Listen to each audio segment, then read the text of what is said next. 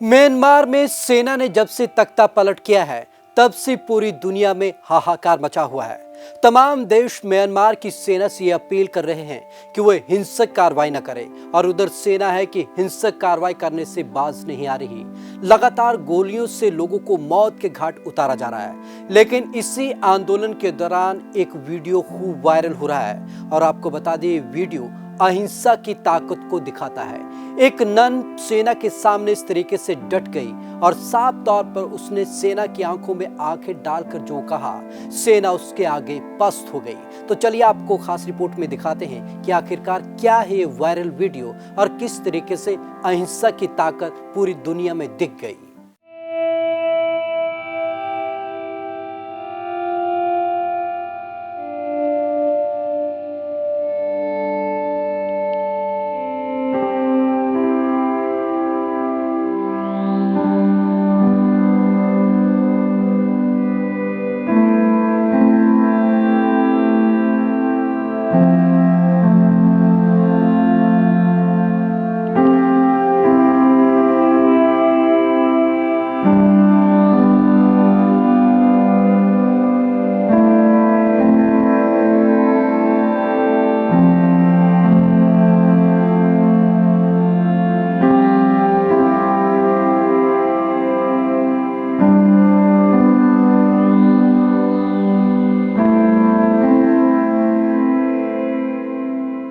Myanmar में दिखी अहिंसा की ताकत।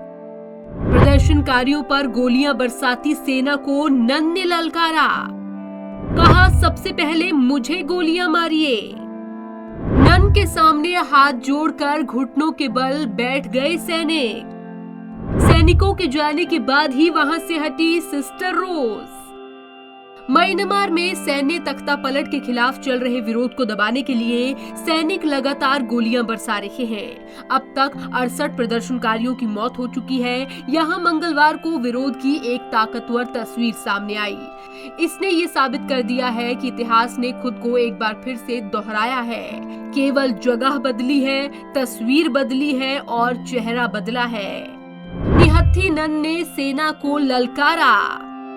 काचुन के मायतकीना में गोलियां बरसा रहे सैनिकों के सामने नन सिस्टर एंड रोज नू तावंग खड़ी हो गई। सैनिकों से कहा, बच्चों, महिलाओं, प्रदर्शनकारियों पर गोलियां चलाना बंद कीजिए। सबसे पहले मुझे गोली मारिए।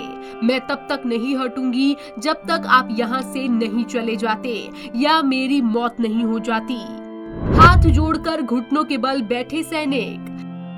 सिस्टर रोज के तेवर देख सैनिकों ने बंदूकें नीचे कर ली और हाथ जोड़कर घुटनों के बल बैठ गए। बाद में अधिकारियों ने नन को भरोसा दिया कि अब और खून खराबा नहीं होगा। तब सिस्टर रोज वहां से हटी। थियानमेन चौक पर प्रदर्शन की तस्वीर याद दिला दी। सिस्टर एंड रोज के अहिंसात्मक विरोध ने बीजिंग के थियानमेन चौक पर हो रहे विरोध प्रदर्शनों की याद दिला दी। तब बीजिंग के थियानमेन चौक पर अप्रैल 1989 में 10 लाख से ज्यादा प्रदर्शनकारी आजादी की मांग को लेकर इकट्ठा हुए थे। इनमें छात्र और मजदूर सब शामिल थे। चीन के वामपंथी शासक के विरोध में इससे सबसे बड़ा राजनीतिक प्रदर्शन कहा जाता है, जो 6 सप्ताह तक चला। 3 से 4 जून की आधी रात चीन की सरकार ने इसे कुचलने के लिए दमन का सहारा लिया और प्रदर्शनकारियों पर गोलियां चलवा दी। सड़कों पर टैंक उतार दिए। इसमें हजारों की संख्या में प्रदर्शनकारी मारे गए। ये और बात है कि चीन अब तक इस बात को नहीं कबूलता।